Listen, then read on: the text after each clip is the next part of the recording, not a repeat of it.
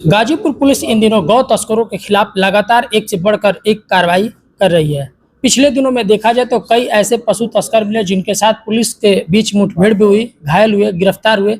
इस दौरान भारी मात्रा में पशु बरामद हुए। लेकिन एक दिन पूर्व बीती रात गाजीपुर पुलिस ने गौ तस्करों के 40 ठिकानों पर छापेमारी की है।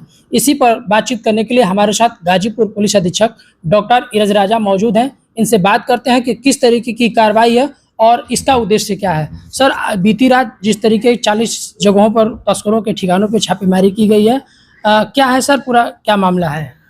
ये हमारे जनपद के जो चिन्हित गौ तस्कर थे 40, तो उनकी सूची पर हम लोगों ने काम किया और उस पर जो जानकारियां प्राप्त हुई उसके अनुसार हम लोगों ने कल रात में एक साथ 40 टीमें बना के सभी गौ तस्करों के ठिकानों पर दबिश मारी गई थी और वहाँ से कई सारे गौ तस्कर जो थे उनको थाने पर पूछताछ के लिए लाया गया है। उनसे पूछताछ की जा रही है। उनसे कुछ लोगों से काफ़ी अहम जानकारियां हमको मिली हैं जिनको कि हमें आगे भविष्य में गौ तस्करी रोकने में काफ़ी हेल्प होगी और उसको हम लोग उस जानकारी को हम लोग इस्तेमाल करके पूर्ण रूप से गौ तस्करी पर अंकुश लगाने का प्रयास करेंगे। तो ये काफ़ी अच्छी कार्रवाई हम लोग की हुई है। पूरे जनपद में इसका एक अच्छा मैसेज भी गया है और स्पष्ट वो है कि कोई भी गौ तस्करी में लिप्त होगा उसके विरुद्ध हम कठोर कार्रवाई करेंगे और कोई भी कोताही नहीं बरती जाएगी किसी के विरुद्ध भी। और इसी के क्रम में हम लोग लगातार काम कर रहे हैं। जैसा कि आपको जानकारी है कि काफ़ी हम लोगों ने गैंगस्टर बनाए हैं, गैंग पंजीकरण किए हैं। इसके अलावा काफ़ी मुकदमे भी गौ तस्करी के लिखे गए हैं और भारी संख्या में गौवंश भी बरामद किए गए हैं। केवल पिछले 5 माह में ही हम लोगों ने लगभग 20 के आसपास मुकदमे पंजीकृत किए हैं, 7 गैंग पंजीकरण किए हैं गौ तस्करों के। गैंगस्टर भी 17 मुलजिम के विरुद्ध बनाया गया है और भी हमारे गैंगस्टर भविष्य में बनने जा रहे हैं। तो काफ़ी अच्छी कार्रवाइयाँ भी हाल फिलहाल हुई हैं और इसको हम लोग निरंतर जारी रखेंगे। हमारे बॉर्डर इलाकों में हम लोग डे टाइम और नाइट टाइम ड्रोन से सर्वेलेंस करवा रहे हैं ताकि वहाँ की ज्योग्राफी समझ में आए, ताकि पुलिस को रेड्स करने में आसानी हो। क्योंकि वो ये भी सुनने में आता है कि नदी के रास्ते करते हैं तो वहाँ तक पहुँचना पुलिस के लिए कई बार बहुत मुश्किल होता है। तो उसके लिए वहाँ की ज्योग्राफी समझना और फैमिलियरिटी होना बहुत ज़रूरी है। तो उसके लिए सभी पुलिस बल को निर्देश भी दिए गए हैं कि अपने जहाँ भी ऐसे स्थान है संभावित जहाँ से ऐसी गौ तस्करी होने की संभावना है, उन स्थानों को फिजिकली सभी लोग विजिट करें। स्वयं मेरे द्वारा एवं हमारे वरिष्ठ अधिकारी गणों के द्वारा, सबके द्वारा भी ऐसे स्थानों को विजिट किया गया है जो भी हमारे हॉटस्पॉट संभावित हो सकते हैं। उनको विजिट करके विस्तृत कार्य योजना बनाई गई है और उसको हम लोग इस्तेमाल करते हुए जो हमारी इन्फॉर्मेशन है गौ तस्करों के विरुद्ध बहुत ही कठोरतम कार्रवाई भविष्य में करने जा रहे हैं। ये जो तस्करों के यहाँ छापेमारी हुई है, ये किस तरह के हैं और कहाँ इन लोगों का मतलब नेटवर्क जुड़ा हुआ है?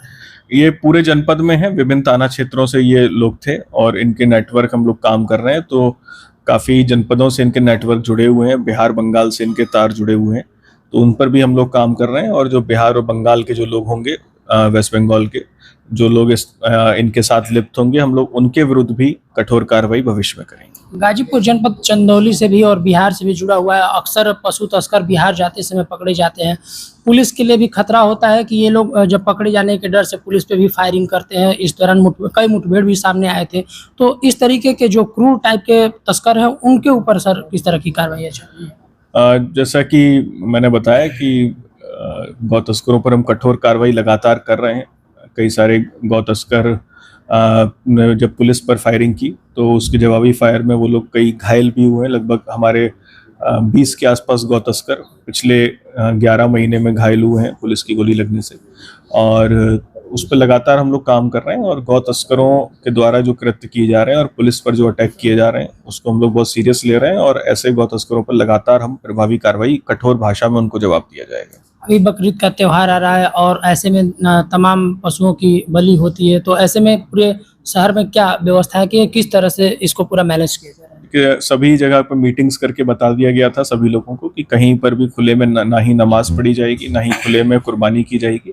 और कुर्बानी केवल जो अनुवन्य पशु है केवल उसकी की जाएगी और किसी भी प्रतिबंधित पशु की कुर्बानी किसी भी हाल में नहीं की जाएगी। इसके बारे में सभी को बता दिया गया है। हर स्तर पर मीटिंग्स कर ली गई हैं और जो भी इस तरह के कृत्य में इन्वॉल्व होगा उसके विरुद्ध हम कठोर कार्रवाई करेंगे। बातचीत के लिए धन्यवाद। तो ये थे गाजीपुर पुलिस अधीक्षक डॉक्टर इरज राजा, जिससे हमने बात किया जिस तरीके से लगातार पशु तस्कर यूपी, बिहार तमाम जनपदों में बॉर्डर क्रॉस करते हैं और पशु तस्करी करते हैं। ऐसे के खिलाफ गाजीपुर पुलिस लगातार कार्रवाई कर रही है और बीती रात 40 ठिकानों पर छापेमारी की गई है, जिससे पशु तस्करों में हड़कंप मचा हुआ है। गाजीपुर से शशिकांत तिवारी।